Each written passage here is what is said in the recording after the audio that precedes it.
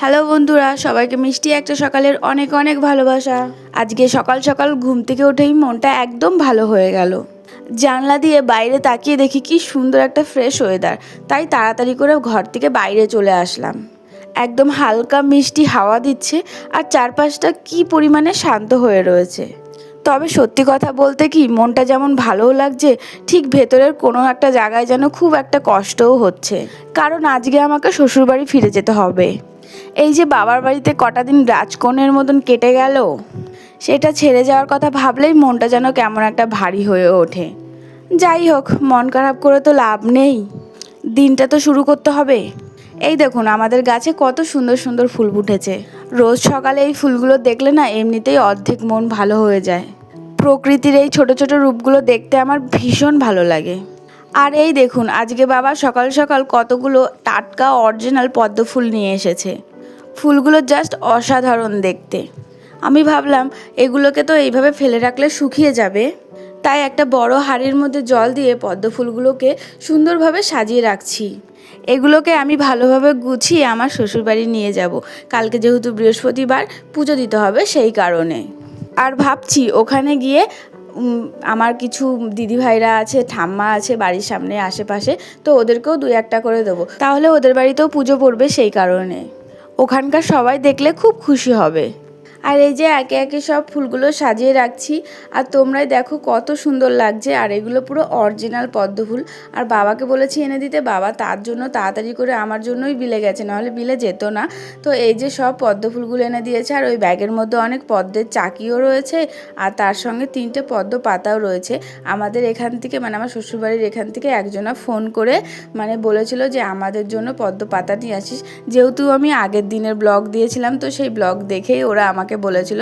আর বাবা ওই মুহূর্তে না বিল থেকে উঠে পড়েছিল, সেই কারণে একটু সমস্যা হয়ে গেছিলো। বাবাকে ফোন করেছি, বাবা বলছে আমি বিল থেকে উঠে পড়েছি, এখন আর আনতে পারবো না, আর যদিও পারি আবার অন্য একদিন। আর বাবা এর মধ্যে বিলেও যাবে না, নাহলে আমি আর একটা দিন থেকে ভালোভাবে পাতা এনে দিতাম। আর এই যে দেখো পাতাগুলো এখনই কীরকম হয়ে গেছে, আর তার মধ্যে পদ্ম ফুলের ডাঁটিগুলো খুব শক্ত, তো সের মধ্যে খোঁচা লেগে লেগে পাতাগুলোও একটু ফুটু ফুটু হয়ে গেছে। নাহলে খুবই খারাপ লাগছে এই 3টে পাতা দিতে, কারণ বাবা এর আগের দিনও অনেকগুলো সুন্দর সুন্দর পাতা নিয়ে এসেছিলো। আমি ভাত খেয়েছি তো, তাই আমি বলছি এই 3টে পাতা আমার দিতে ইচ্ছা করছে না, কিন্তু ওই কাকিমা বলছে যে এই যা আছে তাই নিয়ে আসো, পাতা ওদের খুবই দরকার, সেই কারণে বলেছে। আর ওই যে পদ্ম চাকিগুলো তোমাদের বের করে দেখিয়ে দিলাম। আর এই যে ফুলগুলো কেমন লাগছে অবশ্যই বলো, আর কত সুন্দর লাগছে, সব পদ্ম ফুলগুলো এক জায়গায় রয়েছে। এরপর ভাবলাম যাওয়ার আগে নিজের জিভের স্বাদটা একটু বদলিয়ে নেওয়া যাক, তাই বানিয়ে ফেললাম সবার প্রিয় আম মাখা। উফ, কাঁচা আম, কাসুন্দি, নুন, লঙ্কা দিয়ে আম মাখাটা যা টেস্টি হয়েছিল না। আপনাদের কার কার এই দেখে জিভে জল আসছে কমেন্টে কিন্তু অবশ্যই জানাবেন।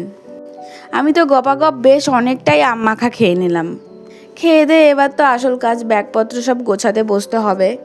জামা কাপড়, দরকারি জিনিস আর একে একে সব কিছু ব্যাগে ভরতে হবে, কারণ খেয়ে দিয়ে তারপরে যেতে হবে। আর এখন আমি আম মাখা খাচ্ছি।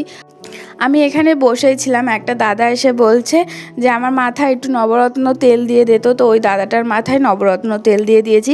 আর আমি গেছি যে 2 দিন ধরে, ওই 2 দিন ধরেই ওই দাদা বলছিল আম মাখাতে, তাই আম মাখানো হয়নি বলে আর মাখাইনি। তারপর এই যে দেখো বাবা এদিকে আমার ব্যাগপত্র সব গুছিয়ে দিচ্ছে, আর এই বস্তা বস্তা জিনিসই দিচ্ছে। এখানে কচু শাক আছে, তারপরে ঝাঁটার কাঠি রয়েছে, তারপরে অনেক সবজি দিয়েছে।